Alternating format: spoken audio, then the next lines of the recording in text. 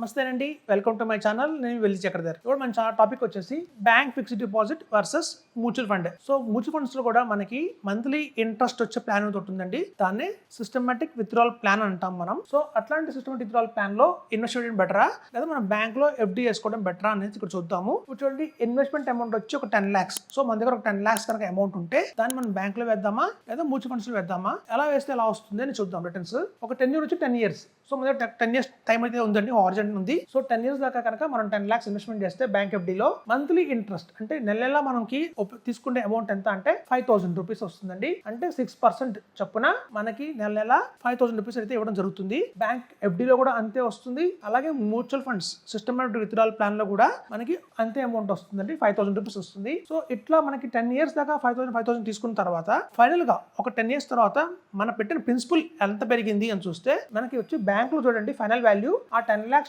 గానే ఉంటుంది. మనం ఎంతైతే ఇన్వెస్ట్మెంట్ చేస్తామో ప్రిన్సిపల్ స్టార్టింగ్ లో బ్యాంక్ లో మనం ఎన్నాళ్ళు ఉంచినా కూడా అది 5 years, 6 years, 7 years, 8 years, 10 years, even 20 years ఉంచినా కూడా మనకి రేట్ ఆఫ్ ఇంట్రెస్ట్ పడిపోతూ ఉంటుందండి. ఎప్పుడు ప్రతి 5 years కి వాళ్ళు టెన్యూర్ మారుస్తారు, రిటర్న్స్ మారుస్తుంటారు. రిటర్న్స్ మార్చినప్పుడల్లా ఆ రోజు రిటర్నే మనకు వస్తుంది. సో మనకి గణనీయంగా చూసాం 1990s లో కావచ్చు, 2000 లో కావచ్చు బ్యాంక్ లో ఎఫ్డి రేట్స్ ఎలా ఉండేవంటే 15%, 12%, 10% అలా ఉండేదండి. గణనీయంగా ఇవాళ 6% పడిపోయింది. సో మనం చూస్తే అలా మనకి మంత్లీ బ్యాంకులో వచ్చే ఈ నెక్స్ట్ 10 years కూడా 6% గ్యారంటీగా ఇస్తారనేది అంటే క్వశ్చన్ మార్కే ఉంది.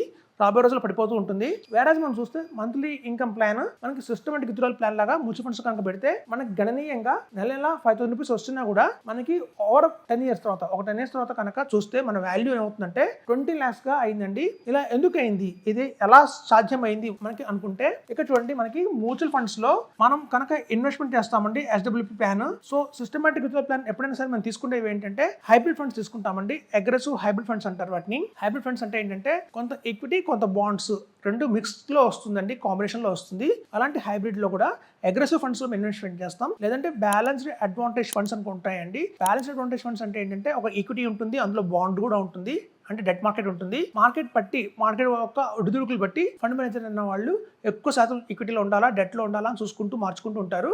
అదే బ్యాలెన్స్డ్ అడ్వాంటేజ్ ఫండ్. సో ఎప్పుడైనా సిస్టమాటిక్ విత్డ్రాల్ ప్లాన్ ఎప్పుడు చేసినా కూడా ఎదర్ హైబ్రిడ్ అగ్రెసివ్ ఫండ్స్ లో కానివ్వండి లేదా సిస్టమాటిక్ విత్డ్రాల్ ప్లాన్ లో కానీ చేస్తాం మేము. అది కూడా పెట్టిన 10 lakhs ఒకే ఫండ్లో పెట్టామండి. 5 fundsలో ఇన్వెస్ట్ చేస్తాము. అంటే 5 companiesలో ఇన్వెస్ట్మెంట్ చేస్తాము.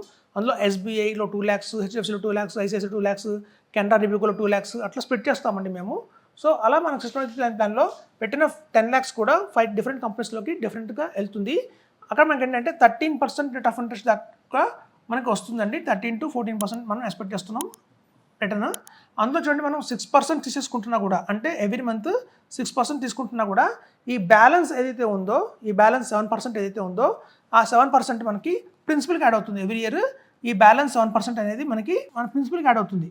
అలా మనకి ప్రిన్సిపల్కి ఎవ్రీ ఇయర్ 7% యాడ్ అవుతుంది. కాబట్టి అంటే అందులో రుడుకులు ఉంటాయండి. ఒక ఇయర్ ఎక్కువ యాడ్ అవ్వచ్చు, ఒక ఇయర్ తక్కువ యాడ్ అవ్వచ్చు, ఒక ఇయర్ యాడ్ అవ్వకపోవచ్చు కూడా. సో ఇట్లా మనకి అప్ అండ్ డౌన్స్ లో కూడా మనకి ఆన్ అండ్ అవరేజ్ 10 years లో మనకి 7% యాడ్ అవుతుంది ప్రిన్సిపల్ కి. అలా యాడ్ అయినందువల్ల మనకి 20 lakhs అయిందండి. అంటే గణనీయంగా మన ప్రిన్సిపల్ అనేది అప్రిషియేట్ అయింది. సో అది మనకి ఎఫ్డీలో జరగదు. ఎఫ్డీలో ఫిక్స్డ్ గా ఇస్తారు 6% అంతే. అడిషనల్ గా మన ప్రిన్సిపల్ కి ఏమి యాడ్ చేయరు కాబట్టి మనకి 10 lakhs గానే ఉంటుంది. ఇదండి. కాబట్టి మనం బ్యాంక్ ఎఫ్డీ బెటరా మ్యూచువల్ ఫండ్స్ బెటరా అంటే మ్యూచువల్ ఫండ్స్లో ఎస్డబ్ల్యూపీ ప్లాన్ చాలా బెటర్ అని చెప్తున్నాను. Thank you.